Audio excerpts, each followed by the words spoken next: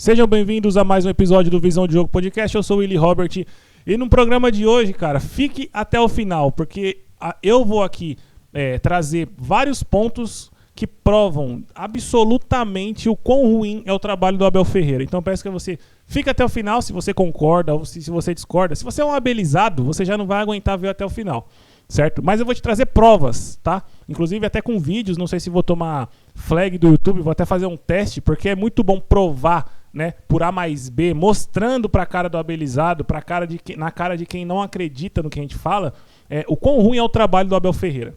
Ah, você vai falar de Palmeiras e Novo Horizontino? Vou, fomos campeões. Um dos assuntos é esse, inclusive o primeiro assunto é sobre a vitória do Palmeiras contra o Novo Horizontino. Vou estar falando também sobre as declarações do Paulinho e do Andreas Pereira. Declarações que não convergem, elas não estão batendo ali, não estão em sintonia. E você vai estar vendo aqui também no programa de hoje. Vou mostrar também no quadro que eu tenho aqui no podcast sobre os jogadores que passaram pelo Palmeiras. Vou estar mostrando também, claro, o Rafael Veiga, que está na América do México, fez gol agora, não sei se foi na rodada do meio de semana ou foi no final de semana passado, jogando muito bem. Eu vou estar mostrando como que o Rafael Veiga joga bem, como que ele não vira bagre. Eu vou estar mostrando, o André Jardine, na verdade, está mostrando no América do México, como que não deixa o Rafael Veiga parecer um bagre. Vou estar falando, obviamente, e aí sim, sobre a derrota sobre o Vasco, né? Para o Vasco. O Palmeiras perdeu vergonhosamente para o Vasco, que é onde eu vou mostrar a prova absoluta do quão ruim é o Abel Ferreira e sua comissão técnica, o quanto eles estão roubando do Palmeiras, né? E aí roubando não é na acepção da palavra, é sim na questão do sonho do Palmeiras, do planejamento do Palmeiras, roubando dos torcedores, né? Fora as mentiras, né, que eles contam, as ladainhas, que eu vou estar falando também, que foi na coletiva do João Martins, que foi uma coisa vergonhosa. Uma coisa vergonhosa para a instituição, não só para ele ou para os torcedores, é para a instituição. Porque essas pessoas estão na frente, essas pessoas que estão comandando o Palmeiras. E é uma vergonha, uma completa vergonha. E também no final vou estar falando sobre o pré-jogo de Palmeiras e Mirassol. Então curta, se inscreva, compartilhe. Vamos para mais um podcast, começar aqui, como eu falei, com o título mais moroso do Palmeiras, que eu sinceramente foi o primeiro que eu de fato não fiz questão de comemorar, porque não tive vontade, não me deu vontade de comemorar. Felicidade, zoação, isso é inato, né? Mas aquela vontade em comemorar, em gritar na janela, não, cara, não me deu. Primeiro porque foi contra o Novo Horizontino, já começa por aí, não é a mesma coisa que vencer o Corinthians, vencer o São Paulo, o Santos, que seja.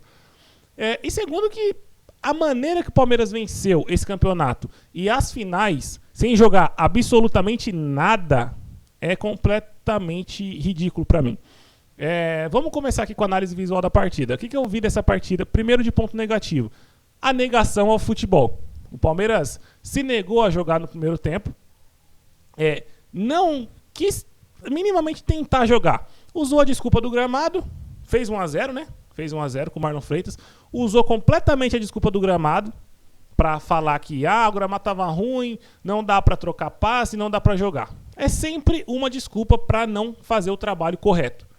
É sempre uma desculpa. Enquanto o Novo Horizontino, valendo 300 vezes menos do que o Palmeiras, conseguia trocar passes, conseguia, não em número de passes, mas passes objetivos qualificados, que faziam com que o Novo Horizontino chegasse ao gol do Palmeiras.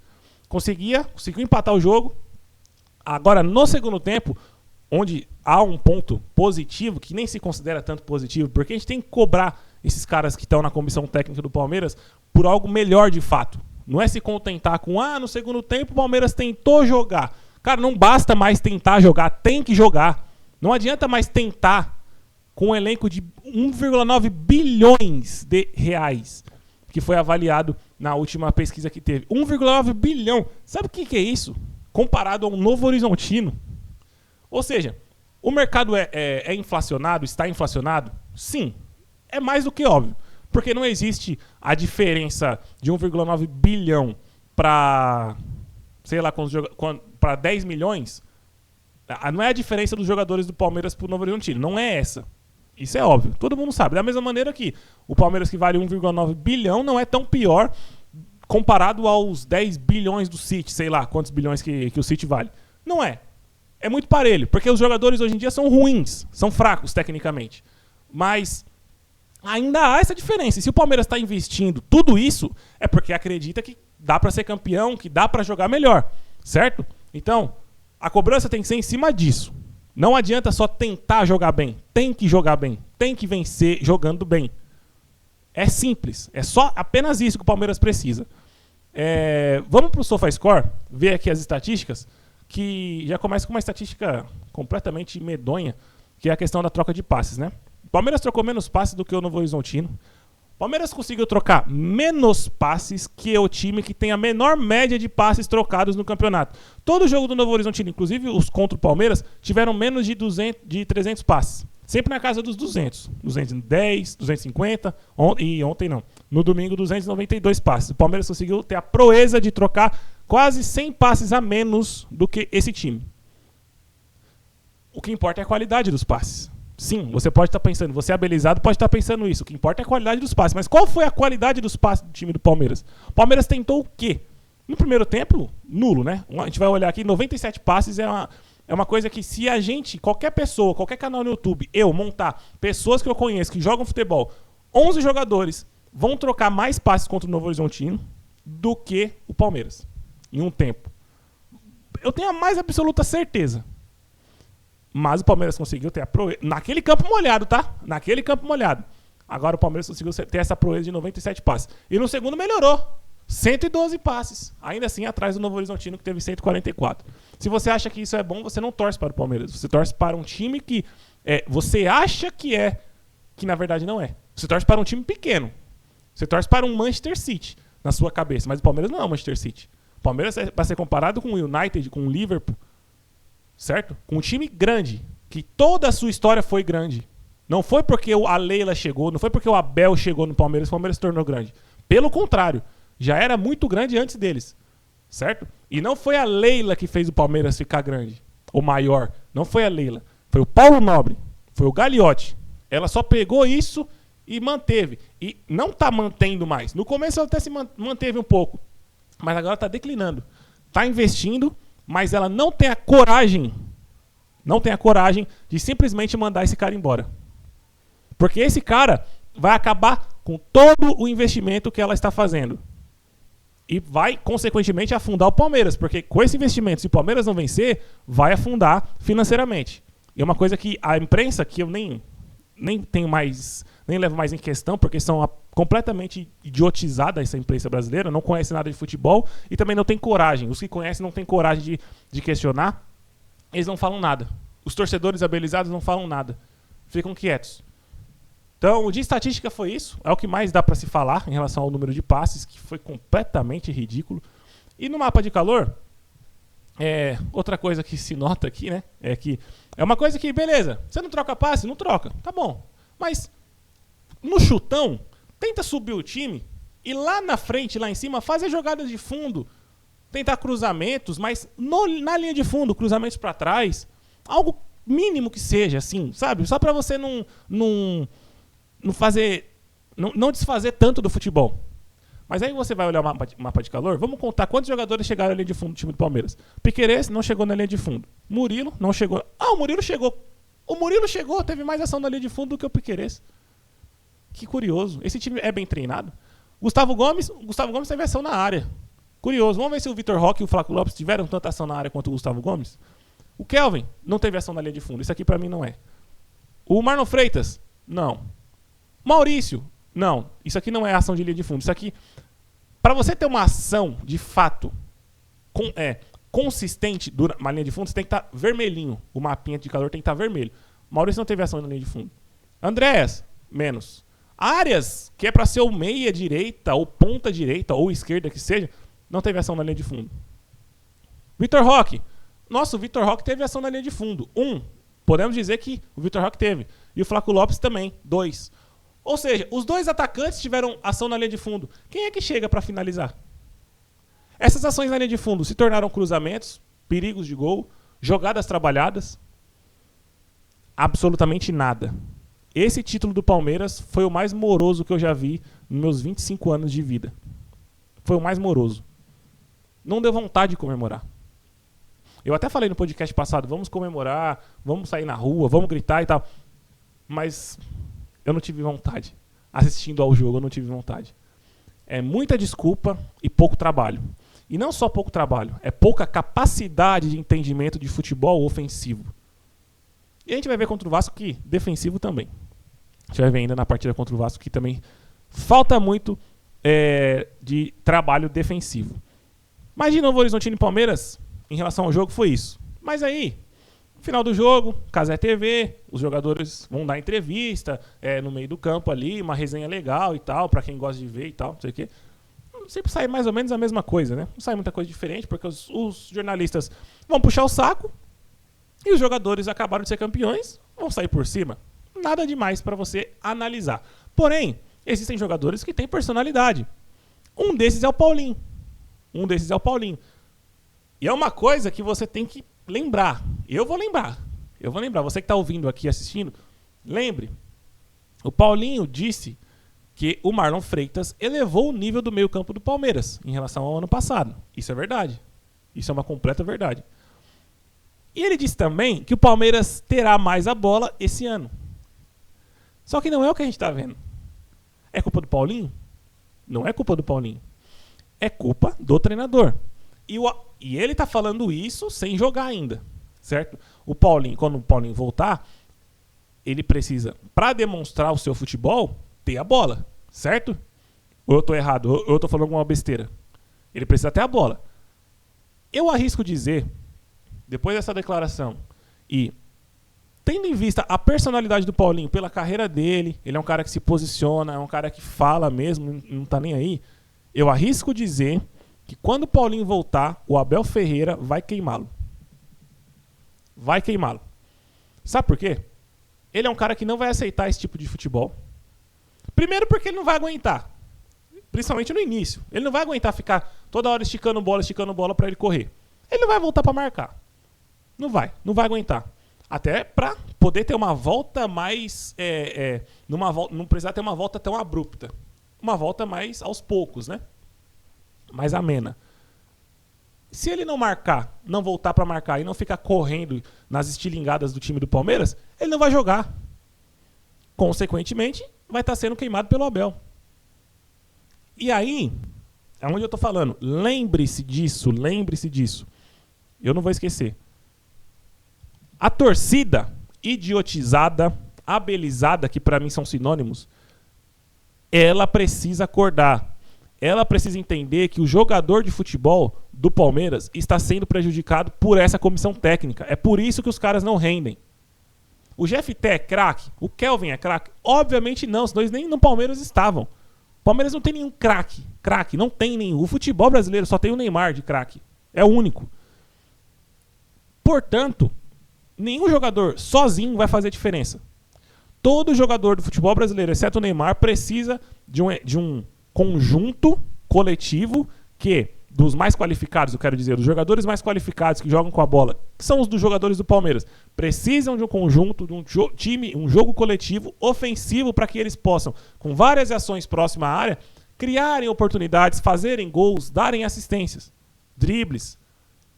Não é um jogo retrancado, com bolas estilingadas, que vai fazer o jogador mostrar a sua qualidade. Ou seja, resumindo, o Paulinho vai ser queimado pelo Abel quando ele voltar. Se a torcida idiotizada / abelizada, como eu falei que são sinônimos, continuar colocando a culpa em jogador, ao invés do treinador, vai queimar o jogador, e não só ele, né? Porque até lá o Arias já vai ter sido queimado, o Felipe Anderson já foi queimado. Jogadores que não têm calibre, não têm tanto nome, também não têm tanta qualidade, mas são bons jogadores. Poderiam render muito bem ao Palmeiras, como o Kelvin, como o GFT, como eu já falei. O próprio Giai vai saber. São jogadores que, com essa comissão, se tornam 3 vezes pior do que parece. Ou melhor, se tornam 3 vezes piores do que são realmente. Não tem como avaliar nenhum jogador do Palmeiras, hoje não tem como avaliar nenhum jogador do Palmeiras com essa comissão. A gente não sabe qual o real potencial desses caras. Porque todos são subvalorizados, são subutilizados. Acordem, pra vida. Você não torce para o Guarani, você torce para o Palmeiras, você não torce para o Manchester City, você torce para o Palmeiras. É muito maior do que qualquer um desses clubes. O Palmeiras não é um clube emergente. O Palmeiras é um clube gigante desde sempre, desde a sua fundação. Entendam um pouco da história, dos jogadores, dos craques que passaram pelo clube. Eu vou estar falando ainda mais pra frente algumas outras questões. Mas aí o Andréas, como eu falei, não são todos que têm personalidade, não são todos que têm a coragem de falar, que têm as costas largas para aguentar a pancada que vai vir, se é internamente ou se é externamente da mídia ou da própria torcida burra, vai criticar. O Andréas, infelizmente, não tem. Ele falou que, ele foi perguntado sobre a questão do time dar muito chutão. E aí ele falou que o time faz o que for preciso para vencer. A questão do chutão não faz muito sentido. Acho que até o Flávio Lopes também falou alguma coisa do tipo.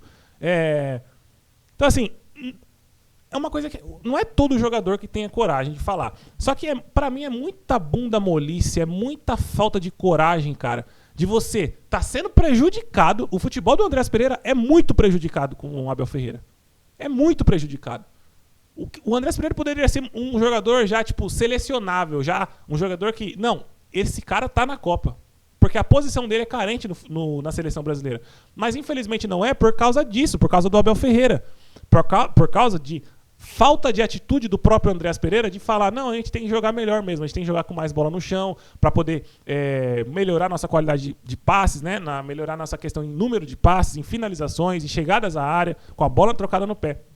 Porque a situação complica esse jogador e mesmo assim ele fica calado aceitando o que o treinador fala.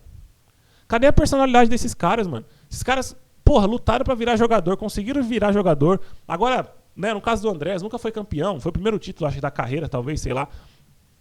Cara, se ele veio pro Palmeiras, não foi por dinheiro. Foi porque ele quer ser um cara, ter um nome marcado num grande clube brasileiro. Da mesma maneira de quando ele veio pro Flamengo.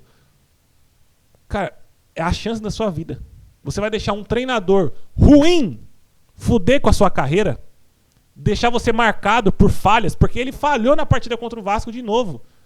Porque ele não é o jogador para ficar fazendo saída de jogo a todo momento. Ele não é esse jogador, tem que jogar próximo do gol, caralho, próximo do gol. Ele tá vendo a porra do treinador fuder o futebol dele e ele fica quieto, falando que o Palmeiras tem que fazer o que faz o que for para vencer. Não é possível que o cara seja tão idiota de achar que dessa maneira o Palmeiras vai vencer. Vai vencer time ruim como o Novo Horizontino, vai vencer os clássicos porque o jogo fica mais pegado e truncado, tem menos chance pra cada lado, o Palmeiras é melhor, vai lá e faz 1-0 e ganha. Vai vencer jogo contra Linense, Capivariano, a puta que pariu. Mas na hora do pega pra capar mesmo, não vai vencer, porque o treinador é muito limitado, ruim. Há 3 anos faz um trabalho horroroso. Se colocasse o Gilson Kleina, ele faria um trabalho muito melhor do que o Abel Ferreira faz no Palmeiras hoje. Tem dúvidas? Assista aos jogos do Palmeiras de 2013 e 2014 com o Gilson Kleina. Assista. Vê se o Palmeiras jogava pior do que hoje. Com o time que nem se compara, né? O investimento, a qualidade do time. Mas se tinha um craque no time, que era o Valdívia. E esse craque tinha liberdade para jogar. Mesmo com outros 10 jogadores horrorosos do lado, ou 9 de linha, esse cara tinha liberdade para jogar. Como eu falei, Palmeiras, na minha opinião, não tem craque. Futebol brasileiro não tem nenhum craque. Mas você tem bons jogadores. Que, dependendo da fase desse jogador, pode se tornar um craque. Só que a gente não consegue saber.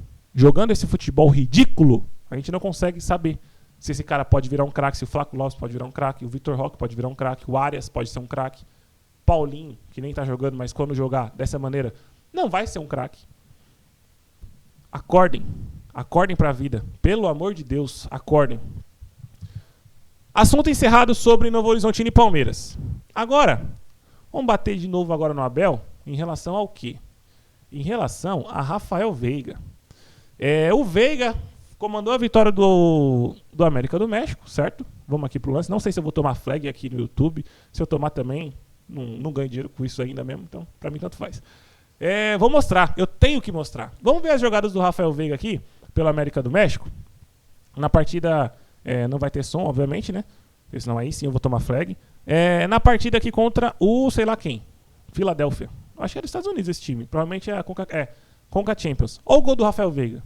Analisem vocês aí, né? Como que ele está... Qual foi o posicionamento do Rafael Veiga nesse gol?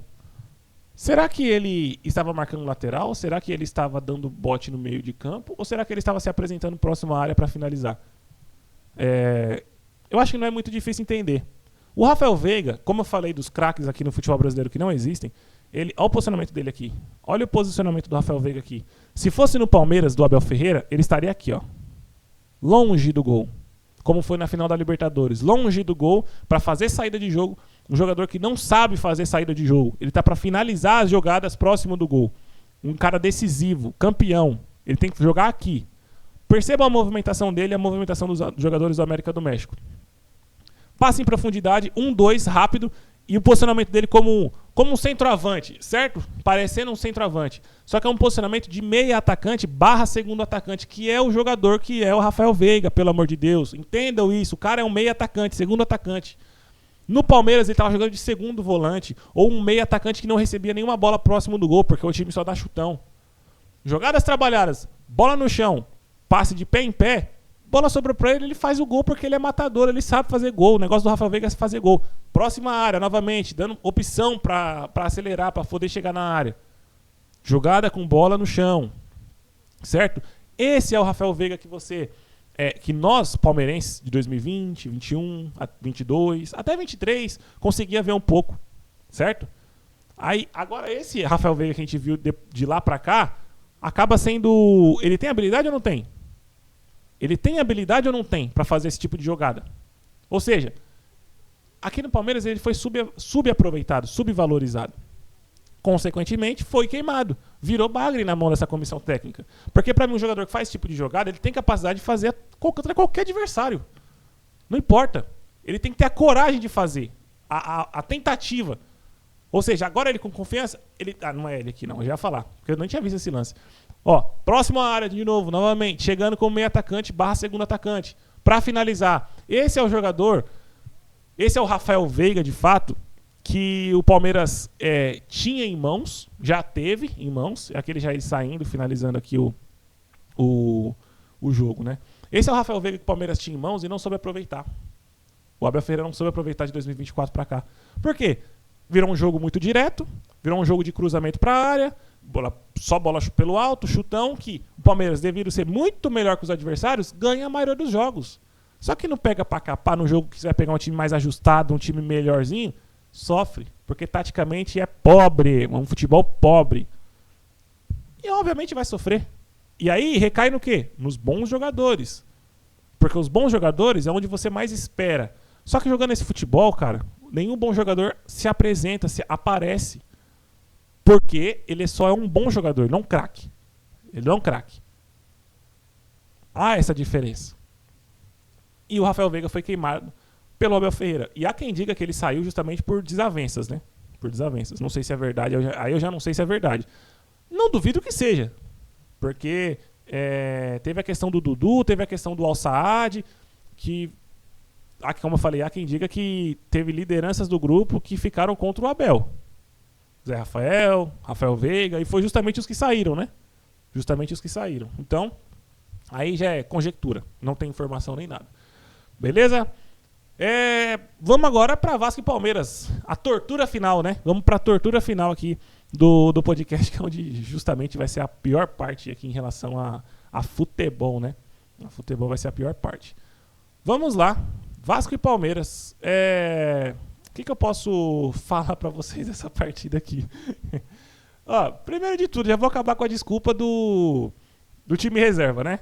Que tava pronta a desculpa, mas aí muita gente falou, bateu nessa tecla, acabou que o João Martins não chegou a falar, né? Sobre tal time reserva ou não. 4 jogadores, onde desses 4, Felipe Anderson e Arias não se pode considerar a reserva desse time. Porque a gente não sabe se é Maurício, se é Alan, se é Felipe Anderson, se é Arias que joga. Ainda que vinham jogando Alan e Maurício, na final jogou o Arias. Então assim, a gente não sabe. E por merecimento e por qualidade deveria ser Felipe Anderson e Arias. Ou Alan, certo? Dito isso, vamos para a análise visual. Ponto negativo do time do Palmeiras. O que esse time do Palmeiras aqui teve de negativo nessa partida? Tirando tudo, né? Tirando tudo que o Palmeiras deixou de fazer. Cara, É impressionante como o Palmeiras se nega a ter o controle do jogo. Mesmo com 1-0 no placar, o Palmeiras se nega a controlar o jogo. E aí, quando eu falo controlar o jogo, você pode controlar de várias maneiras. Com a bola e sem a bola. Sem a bola, que é o que normalmente o Palmeiras se propõe a não ter mesmo, não ter a bola, beleza, você não quer ter a bola, mas controle o jogo. Como que você faz para controlar o jogo? Vou explicar um pouco para essa comissão técnica burra e ruim, fraquíssima, como se controla o jogo sem a bola. Rebaixa as linhas, marca baixo e utiliza os seus jogadores rápidos como válvula de escape para contra-atacar, mas não de chutão. Saídas rápidas. Atraia o seu adversário. Você postado, é muito difícil um time, principalmente como o Vasco, romper as suas linhas defensivas.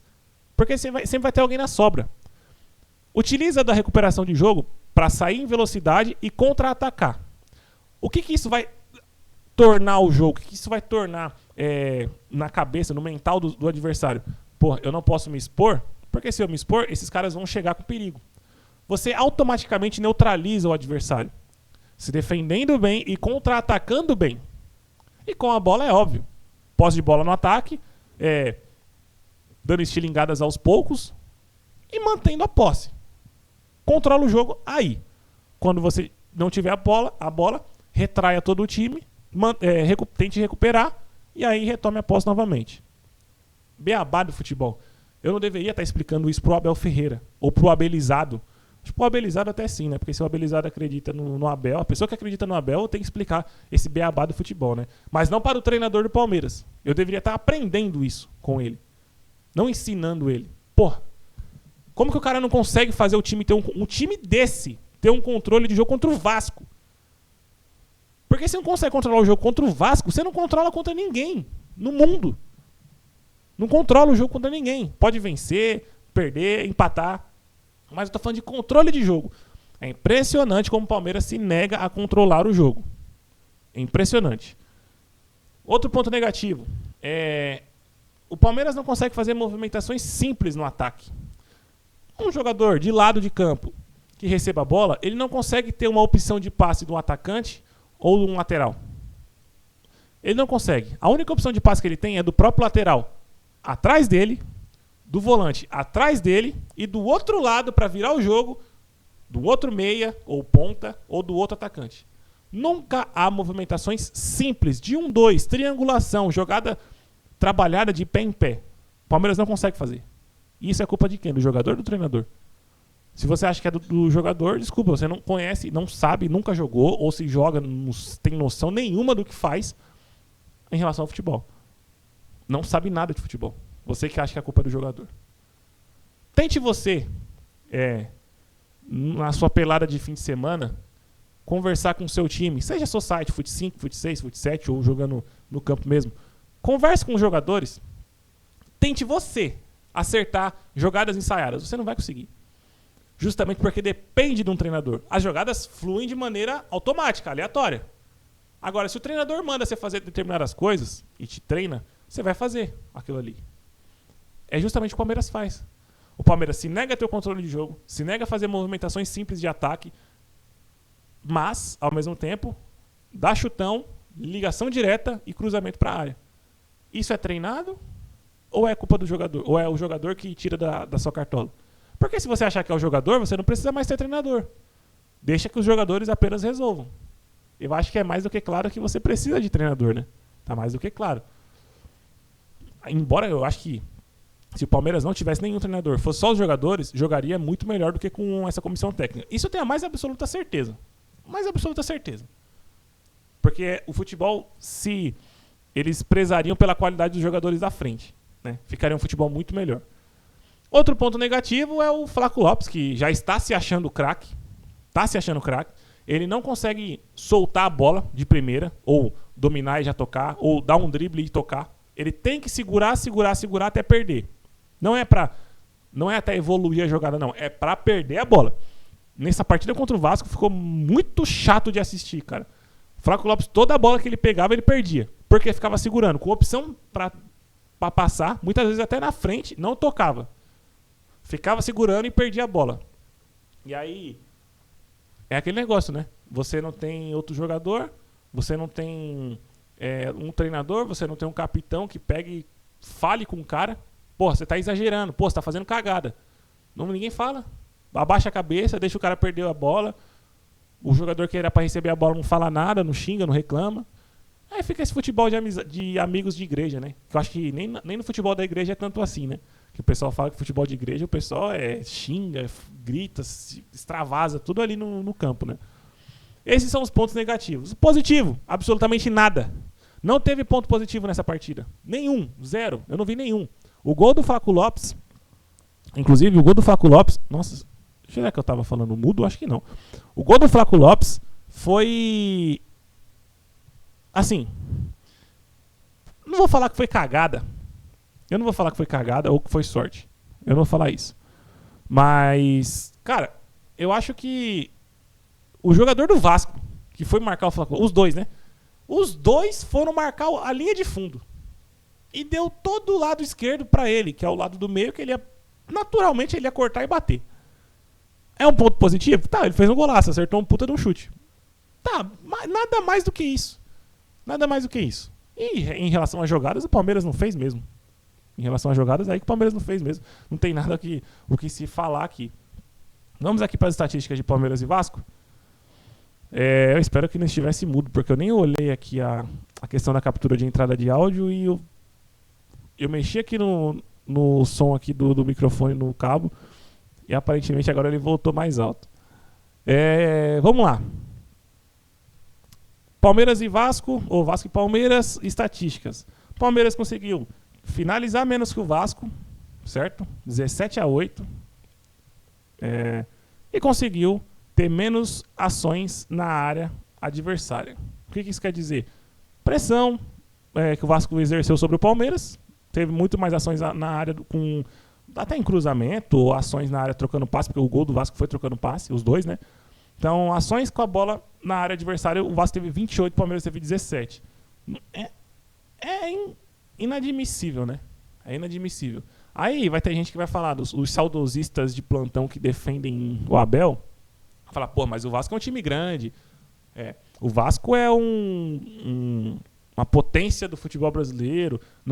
Jogando em São Januário é difícil, que não sei o que. Cara, se a gente relativizar isso, nunca vamos poder vencer nada grande, de fato. O investimento que o Palmeiras fez é para passar por cima de todo o futebol sul-americano. A realidade é que não vai passar por cima de todo o futebol sul-americano. Vai ter as suas dificuldades. Mas não é para ter essa dificuldade contra o Vasco, no primeiro jogo do Renato Gaúcho.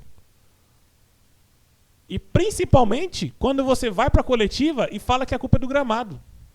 Que eu vou estar falando mais para frente. Vamos me segurar. Ou seja, cara, é todo o contrário do que era para ser. O investimento, a qualidade, porque investiu de fato em qualidade dessa vez, é totalmente o contrário do que a gente vê em campo. E prejudica os jogadores. E nós, né, que assistimos. E quem consome, quem gasta com ida a estádio, sócio avante, roupas oficiais. Esses são os prejudicados. E no mapa de calor, vamos pro mapa de calor. O Palmeiras é uma coisa curiosa, né? Curiosa. O fato curioso.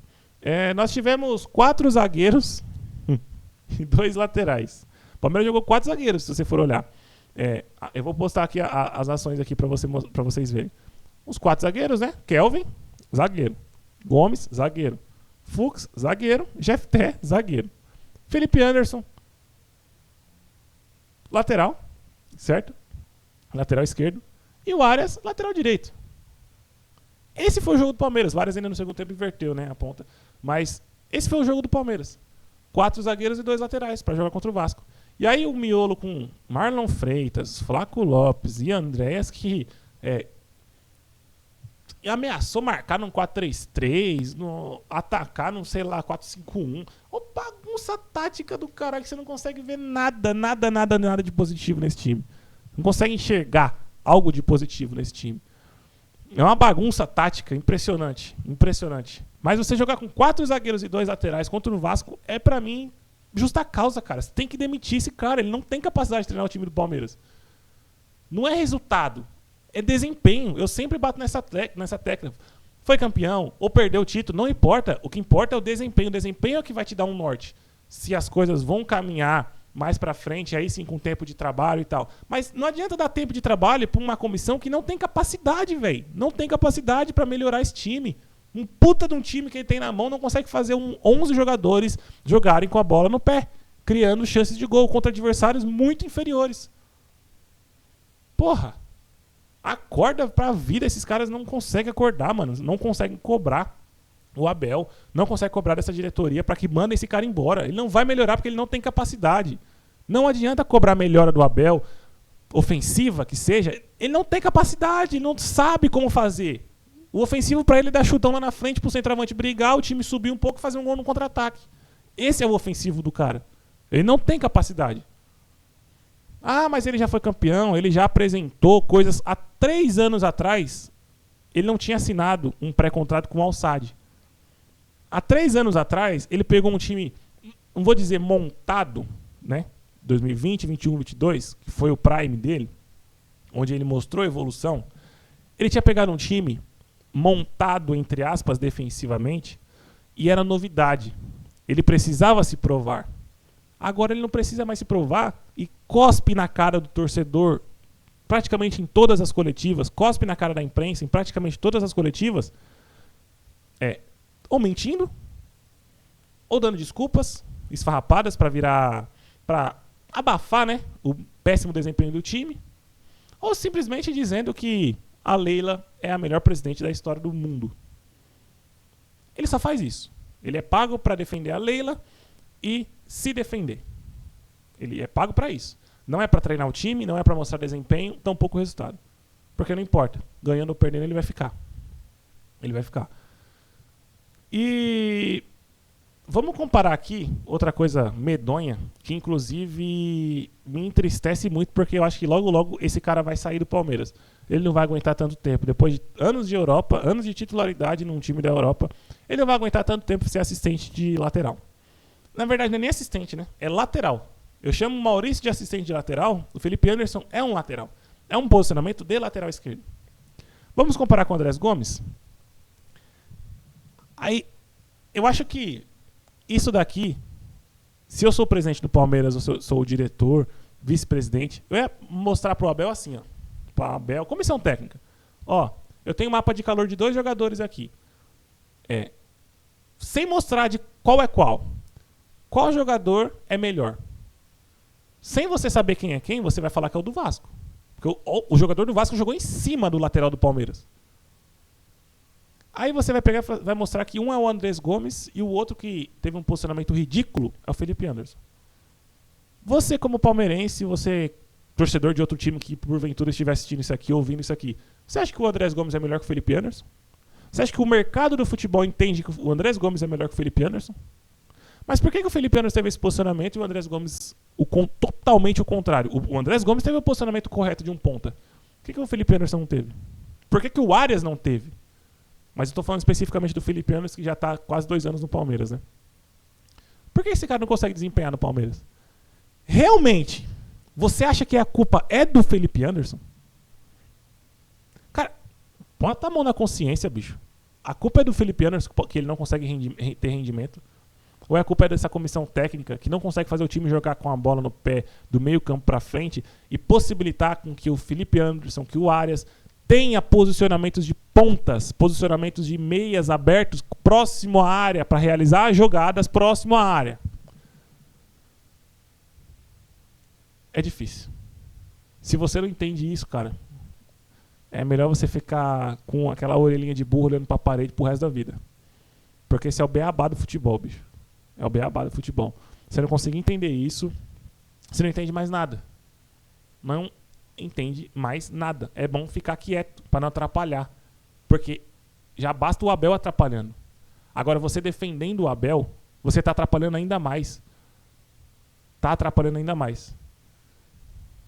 Ou, eu que não entendo de futebol mesmo, e o Andrés Gomes é muito melhor que o Felipe Anderson. Aí eu acho que vai da opinião de cada um, né? Eu acho que vai da opinião de cada um.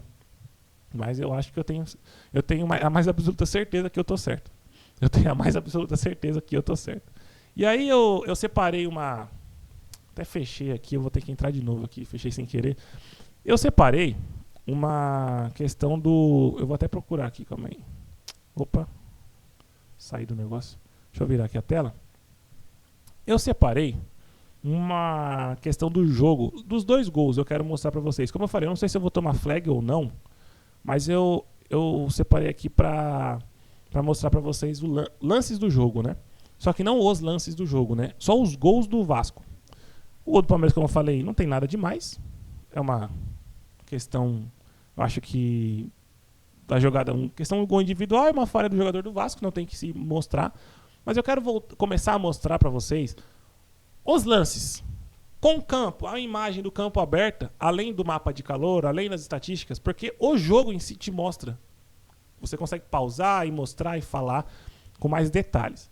O primeiro gol do Vasco foi aos 17 minutos. Aos 17 minutos do segundo tempo. Vamos voltar aqui. 17 minutos. Deixa eu procurar aqui para vocês não ficarem olhando. 17, cadê? Aqui. O gol do Vasco, primeiro, foi aos 17 minutos. Vamos ver como que esse gol surgiu? Virando a tela aqui. Vamos lá. O Vasco estava no ataque, certo? Mostrando para vocês. O Vasco estava no ataque, trocando passes. E aí o Palmeiras foi e recuperou, certo? Qual a opção de passe que o Andrés Pereira tinha aqui? Acabou de recuperar a bola. Tinha o Sousa mais à frente para esticar a bola. Ele preferiu o quê? Seguir com a bola com os jogadores próximos. Carregou, tocou no Marlon. Aqui, o Marlon era para devolver pro Andrés. O que ele fez? Tentou o drible. Beleza, perdeu a bola. O Flaco não conseguiu chegar. Até aí não tem nada de errado. Nada de errado. Tentou sair, não conseguiu. Ok. A recuperação do Palmeiras tá ruim? Cara, não tá ruim. Tá com 2, 4, 5, 6, 7, 8 jogadores no campo de defesa. Contra 2, 4, 5, 6 do Vasco. O Palmeiras está em maioridade numérica. Maioridade numérica. Como que se desenrola essa jogada? O Vasco aqui, o jogador do Vasco, só tem basicamente 2 opções de passe. Que é o Cuiabano aqui embaixo e o jogador ali em cima. A jogada se desenrola com o cara que o Gustavo Gomes está marcando. Meu Deus do céu. Cara, eu fico revoltado com esse tipo de gol. O Arias está ali marcando e o Marlon Freitas. Eles não estão marcando absolutamente ninguém. Ninguém.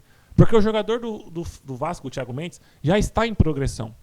Não adianta você correr para tentar pegar a bola se o cara já tocou a bola.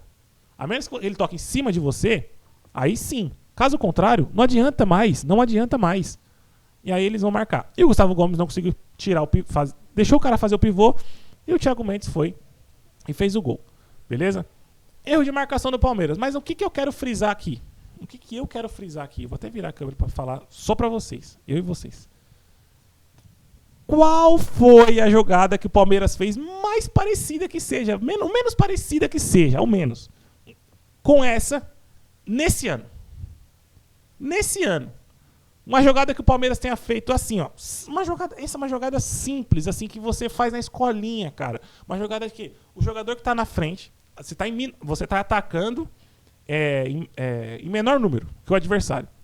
Você precisa definir rápido a jogada. Porque se você ficar trocando passe, o adversário em maior número, se ele apertar, ele pega a bola. A menos que você tenha um driblador que saia rasgando ali e faça o gol. Você se propõe a fazer uma jogada, trabalhar uma jogada rápida, em direção. Você é o Thiago Mendes. Escolinha. Você vai correndo. Toca e sai para receber. Isso se chama 1-2. 1-2. Vou ensinar pro Abel Ferreira. Se chama 1-2. Certo? Acho que em Portugal não se fala assim 1-2, né? Talvez tenha outra nomenclatura que eles utilizem. Mas aqui no Brasil se chama 1-2. Tocou, saiu para receber na frente. Qual foi a vez que você viu esse ano o time do Palmeiras fazer 1-2? Eu não vi. E eu não tô nem falando de sair gol ou de criar uma jogada próxima à área. Pode ser no meio campo. Pode ser uma saída de jogo, 1-2. Tocou, saiu para receber, avançou. Me fala uma vez, meu Deus do céu. Não teve uma vez que o Palmeiras fez esse tipo de jogada. A jogada mais simples de ataque do mundo, da história do futebol. Que é uma jogada que sai, todo que é pelada que sai. Porque é o jeito de se jogar quando você não tem, principalmente quando você não tem craques. É 1-2, que é uma jogada que te pega o adversário desprevenido. Porque você toca, sai pra receber.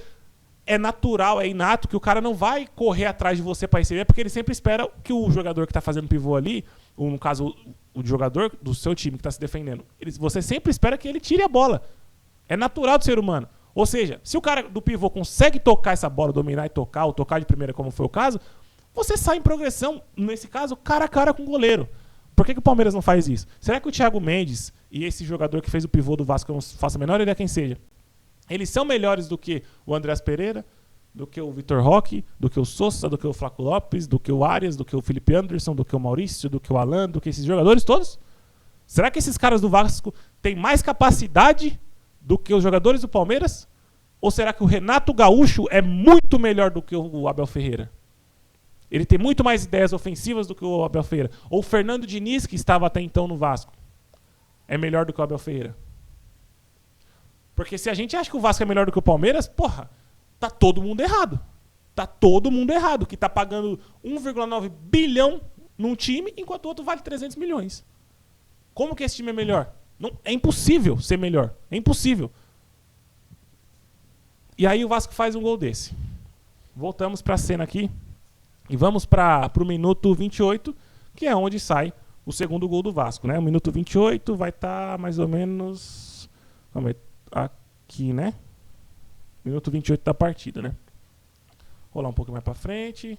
Foi aqui o gol? Não. Vamos ver. Como que se desenrolou esse gol? O Vasco tá aqui com a bola. A marcação do Palmeiras... A marcação medonha, né? Deixa eu ver se eu mudei a página aqui. Mudei. A marcação medonha do time do Palmeiras, certo? E aí vamos ver lá como que o Vasco trabalha essa bola. Passe em profundidade. Olha aqui. Só isso daqui eu acho que já é a justa causa que eu falo.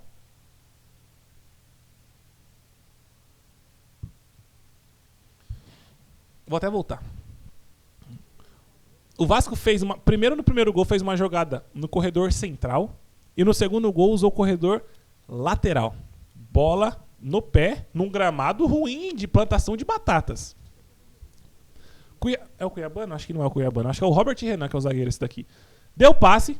De primeira, o jogador aqui do Vasco tirou a marcação do Giai e o Evangelista, que era pra ser o cara que tava marcando aqui, não correu. Ele não correu. Ele não conseguiu entender a jogada do cara, feio, porque um passe de primeira em progressão quebra linhas. E aí o jogador do Vasco, aqui sim é o Cuiabano, avança com ela, vê a passagem do Nuno Moreira, ele tenta fazer uma jogada individual e dá um passe ainda melhor, que seria pro sei lá quem aqui. Aí a jogada do Vasco desenrola, vai, a marcação do Palmeiras bate cabeça e faz o gol. Mas o que eu quero trazer pra vocês aqui? Cara, o Vasco fez 2 jogadas onde o Palmeiras não criou o ano inteiro. Uma, que seja. Como que essa jogada iniciou? Um passe lateralizado, que é o que o Palmeiras mais faz. Passe lateralizado, mesmo pelo chão, faz bastante. Até o meio, né? Porque dali pra frente é só bola pra frente, bola pelo alto. O jogador do Vasco pela ponta quebrou a linha, dando um passe de primeira. Agora imagina isso no time do Palmeiras hoje. Imagina. Como que o time do Palmeiras conseguiria dar pela esquerda ali que fosse o Felipe Anderson? Como que o Felipe Anderson vai dar um passe de primeira pro jogador que está a 3 km de distância dele? Porque a porra do Abel Ferreira treina o time para ficar espaçado. Como que ele vai fazer um passe de primeira? O jogador tá longe. Quando passa do meio campo para frente, os jogadores do Palmeiras se espaçam. Eles ficam longe do outro, impossibilitando esse tipo de jogada. Se a porra do Vasco consegue com esses jogadores ridículos, por que o Palmeiras, valendo 1,9 bilhão, não consegue? É culpa dos jogadores ou é culpa do treinador? Ou é culpa dessa comissão técnica? Mais claro do que isso, eu acho que é impossível, cara. É impossível. Mais claro do que isso é repetir. Mais claro do que isso é repetir o que eu estou mostrando. Sinceramente, é repetir o que eu estou mostrando. É impossível ficar mais claro do que isso. Tudo que eu falei aqui já nesse podcast, que não acabou ainda, Não acabou ainda. Espero que quem acompanhou até aqui já tenha deixado o like e se inscrito no canal, sei lá. Não é o momento pra falar o português correto. Mas, porra, velho. Mais provas do que isso. Em 2 partidas, né? Mas principalmente essa contra o Vasco, coisa ridícula. É impossível não falar que esse cara tem que ser mandado embora do Palmeiras porque ele não tem capacidade. Não é um jogo, eu não tô narrando um jogo, eu tô narrando 3 anos. 150 partidas, sei lá, mais do que isso até, em 3 anos. 2023, 24, 25 e já estamos em 2026. É mais de 150 partidas, acho que vai para mais de 200 partidas. Partidas horrorosas que te dá nojo de assistir, nojo. Que não me dá vontade de ficar acordado até tarde pra assistir. Porque eu sei que vou ver uma merda. Se for pra ver uma merda, é melhor eu cagar no banheiro e ficar olhando do que vendo isso. Pelo menos eu não preciso ficar acordado até tarde. É simples. Isso é o time do Palmeiras que a gente vê aqui. Time do Palmeiras, ou melhor, as pessoas gostam de falar, né? O Palmeiras do Abel. O Palmeiras do Abel. Esse retrato é o Palmeiras do Abel mesmo. Vocês têm que falar esse Palmeiras do Abel. Isso é o Palmeiras do Abel. Aquele Palmeiras que a gente viu até ano passado, do 4-4-2, trocando passe, chegando e tal, aquele não era o Palmeiras do Abel. O Palmeiras do Abel é o da final da Libertadores. Um time covarde, que ele bagunça totalmente com medo do adversário. O time do Palmeiras do Abel é esse da partida contra o Vasco, que não cria absolutamente nada e é horroroso na marcação. Esse é o Palmeiras do Abel. Defina o Palmeiras do Abel assim. Quando for algo positivo, é o Palmeiras. Dos jogadores. Jogadores do Palmeiras. Quando for algo negativo, como foi agora contra o Vasco, esse sim é o Palmeiras do Abel. Aí a gente pode definir dessa maneira. E aí, pra fechar Vasco e Palmeiras, tem a coletiva, né? Que é a mais do mesmo, embora tenha mudado o personagem principal, né? Que não foi o Abel, foi o João Martins. Mas é mais do mesmo. A coletiva do Palmeiras, como eu já falei há um tempo atrás, ela é marcada por jargões, mudanças de foco e passapanismo, um pouco. Aí mais da parte da imprensa pro time, né? Que assim, eu sinceramente não espero mais nada de coletiva, nem assisto, inclusive, né? Não vejo mais, tenho mais vontade alguma, porque é sempre mais do mesmo. Não muda nada. Mas aí o João Martins, eu fiquei sabendo, né? Pelos vídeos de canais do Palmeiras, que o João Martins reclamou do estado do gramado de São Januário, que é um gramado ruim mesmo, um gramado horroroso. Pra mim é um gramado horroroso. Aos moldes de hoje, tá? Aos moldes do futebol mundial de hoje, porque se for comparar com o futebol brasileiro, tem gramado muito pior do que São Januário. Dito isso, o João Martins reclamou, disse que parecia que tinham plantado batatas embaixo do gramado. E aí o Felipe Melo, que aí ficou uma puta de uma resposta do Felipe Melo, inclusive, vou falar do Felipe Melo aqui ainda, depois disso aqui. O Felipe Melo disse assim, e eu assino embaixo. Falou que sempre que o Palmeiras perde, são as mesmas desculpas. Sempre há desculpas quando o Palmeiras perde, e quando ganha não há desculpa alguma. É sempre mérito do elenco, é mérito do treinador, é mérito da presidente. Quando perde, há uma desculpa. Se é o gramado, se é o calendário, se é a puta que pariu. O Felipe Melo não falou, só não usou a puta que pariu no final, mas ele falou exatamente isso. E eu concordo completamente com ele, assino embaixo e já estou pedindo ele para treinar o Palmeiras. Se sou eu que estou iniciando a campanha ou não sei se alguém já pediu. Mas eu, pela minha parte, estou pedindo a primeira vez para o Felipe Melo virar treinador do Palmeiras. Eu sei que ele não quer, eu sei que ele falou que quer treinar lá fora, mas se viesse o convite, eu acho que ele aceitaria. Né? Eu tenho quase certeza que ele aceitaria. Não só quero ele como treinador do Palmeiras hoje, até tinha falado do Alex há um tempo atrás, só que o Alex está treinando na Série B e não demonstrou ainda todo o potencial ainda. Mas o Felipe Melo nem começou ainda. Tá, de fato não começou, mas o Felipe Luiz também. Tava no Sub-20 lá do Flamengo, que não dá uma medida de comparação tão grande, e conseguiu. O que importa são as ideias do cara. O cara tem vivência, era um puta de um jogador, ele vai ter capacidade de treinar o time. Ele sabe como treinar, os métodos. E se ele fala, que ele já me falou, que tem pensamentos ofensivos, que o time dele ia marcar pressão, ia trocar passe, ia chegar com esse time do Palmeiras aí, com a postura do Felipe Melo, com a liderança que ele sempre exerceu como jogador, e a história que ele tem no Palmeiras, eu não tenho a mínima dúvida que o Palmeiras seria campeão. Não tenho a mínima dúvida. É óbvio que a Leila, ainda mais ele criticando agora, a Leila não vai contratá-lo, né? Isso é óbvio. Mas eu tô começando a campanha. Eu tô iniciando essa campanha. Felipe Melo no Palmeiras. Não sei nem se não é o título do podcast de hoje. Mas eu quero que vocês olhem isso daqui. Olha o tamanho do gramado. Olha o tamanho, a altura do gramado. Olha a altura do gramado do jeito que o Pelé tava petecando. Esse vídeo aqui caiu como uma luva pra mim. Olha a altura do gramado, cara. E assim, imagem preto e branco, hein? A altura devia ser uns buracos enormes, assim. Deviam ser buracos enormes. Esse vídeo caiu como uma luva pra mim essa semana, cara. Olha a bola, o tanto que... Um lance normal, que ele domina, ela já domina pingando. Ele não consegue dominar e ficar com ela no chão. Olha o buraco que é a bola... Eu vou voltar. Não é possível. Cara, olha isso aqui. Olha o chute que o Pelé deu. Não é nesse lance, é no outro. A bola... Essa aí também mostrou, mas olha o quanto que a bola pinga. Ela subiu no morrinho.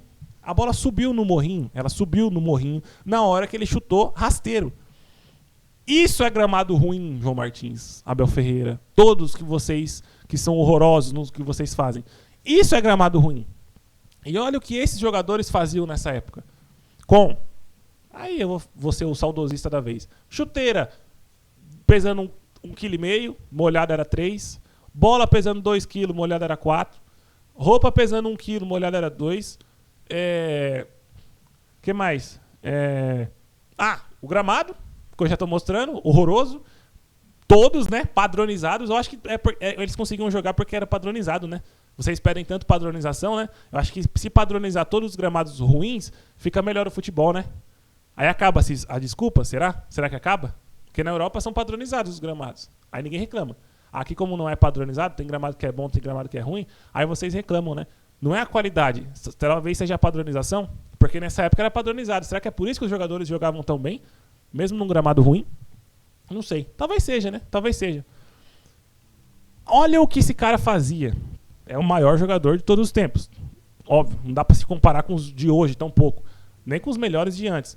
Mas, cara, olha o estado do gramado e o que esses caras faziam. Olha isso, o gol que o Pelé fez aqui. Pelo amor de Deus, era o Pelé. Beleza, mas você consegue olhar o tamanho da grama? Dá pra ver nitidamente o estado do gramado. Um jogador de hoje em dia faz esse tipo de jogada. Balançar na frente do zagueiro, com um gramado horroroso. Balançar na frente do zagueiro, avançar, conseguir tirar do goleiro. Dando essas arrancadas, como eu falei, com chuteira pesando não sei quantos quilos, camisa, short, gramado ruim, tudo isso. Ou seja, reclamar do gramado, pra mim, é uma das maiores desculpas esfarrapadas que já se criaram no futebol brasileiro. Uma das maiores. Porque é muito fácil falar do gramado e colocar a culpa nele, sendo que, ao mesmo tempo, você não tenta, ao menos, ficar com a bola. Se o Palmeiras tentasse trabalhar a bola, como o Rogério Ceni falou, né? Se o Palmeiras tentasse trabalhar a bola, ficar com a bola no pé, trocar passes, até poderia se dizer em relação ao gramado, mas o Palmeiras não tenta, meu Deus do céu. O Palmeiras não tenta ficar com a bola, não tenta priorizar a posse, não tem como falar que é culpa do gramado. Inclusive, o estado do gramado, nesse caso, até facilitaria o jogo do Palmeiras de chutão. Então, assim, analisando todos esses lances do Pelé, do Zico, Ademir da Guia, jogadores das antigas, aí eu tô falando craques, claro, mas não havia só craques, bons jogadores que podem se considerar bons jogadores em comparação com os de hoje, ou que na época eram considerados bons jogadores e que hoje seriam craques, né? O que esses caras faziam com um gramado horroroso, com todas essas situações adversas, com um tal do calendário, né? Jogando 100 partidas por ano. O que esses caras faziam é um... Puta, mano, eu acho que é até cuspir na história desses caras, velho. Colocar a culpa em gramado na atualidade. Porque o pior gramado de hoje é muito melhor do que o melhor gramado dessa época. É muito melhor. Eu até entrei no vídeo do Pelé aqui. É muito melhor. Ou seja, não caiam nessa esparrela de falar que o gramado prejudica, porque o gramado, isso é o quê? Cara, é tudo mentira, é tudo balela, cara. Esses caras não estão se importando com isso. Até porque se importasse de fato, os clubes se organizariam para, entre eles, melhorar o estado do gramado. Não é problema. Se fosse um problema, eles fariam isso. Eles usam como muleta para trabalhos horrorosos, trabalhos ruins que esses caras fazem no Palmeiras. Eu acho que mais claro do que isso, impossível. É impossível. Aí tem outra coisa também na coletiva, né? Que é, ele fala do gramado e tal, mas eu acho engraçado que, aí já falando mais a respeito dos jornalistas, né? Por que eles não falam sobre as perguntas, né? Por que eles não perguntam assim,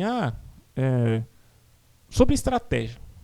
Por que ele não comenta a estratégia burra de sempre fazer as mesmas mudanças independentemente do resultado? Porque eu não sei se vocês já perceberam, mas o Palmeiras sempre coloca Evangelista, sempre coloca Giai, sempre coloca... Se o Alan estiver fora, coloca o Alan. Se o Felipe Anderson estiver fora, coloca o Felipe Anderson. Aí coloca agora tá colocando o Luigi. Aí, sempre são as mesmas. O Palmeiras estava... quando ele fez as primeiras mudanças, o Palmeiras estava empatando ou estava ganhando ainda, não me lembro. Depois colocou o Evangelista e o Luigi quando estava perdendo já. Ou seja, não importa o resultado. O que importa é a gestão de energia.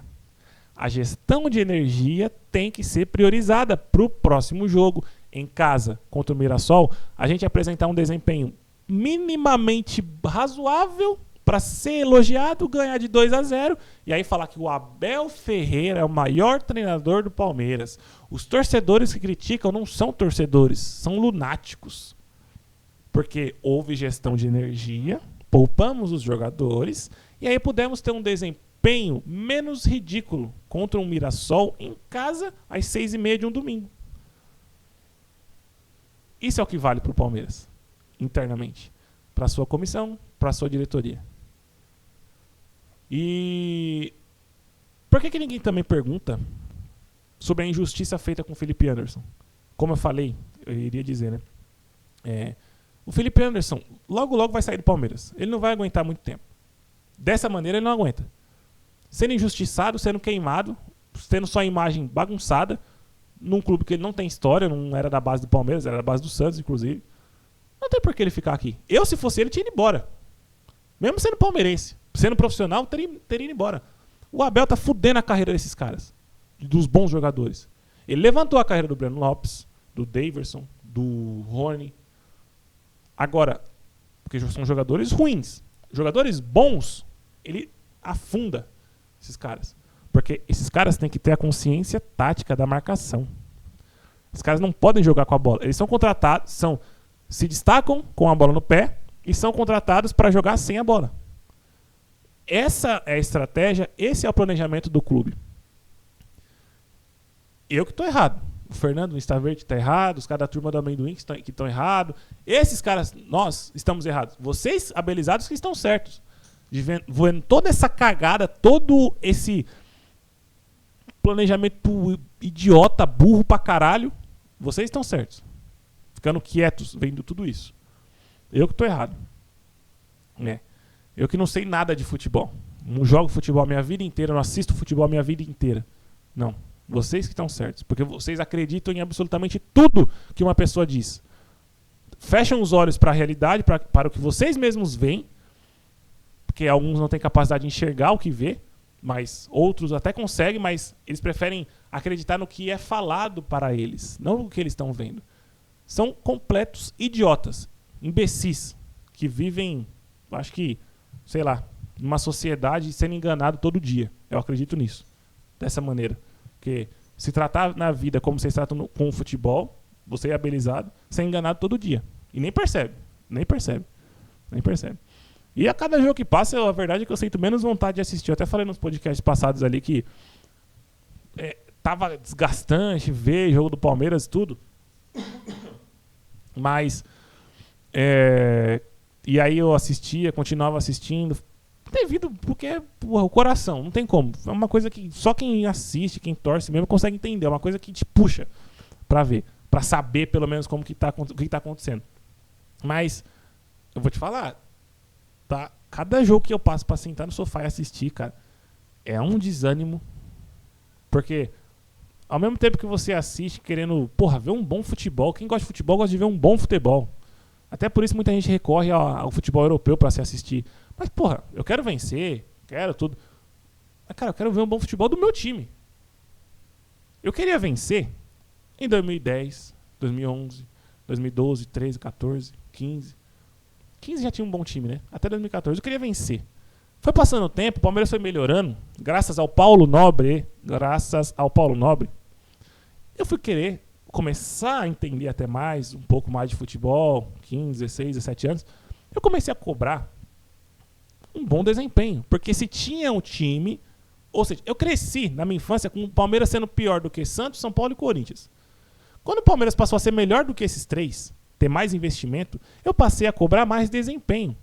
E hoje, passados mais de 10 anos sendo melhor do que esses três, eu vou cobrar ainda mais, porque o Palmeiras tem uma longevidade de trabalho, é melhor do que esses três há muito tempo, e hoje é muito melhor do que esses três e tem um desempenho pior do que os três. Na minha opinião, tem um desempenho pior.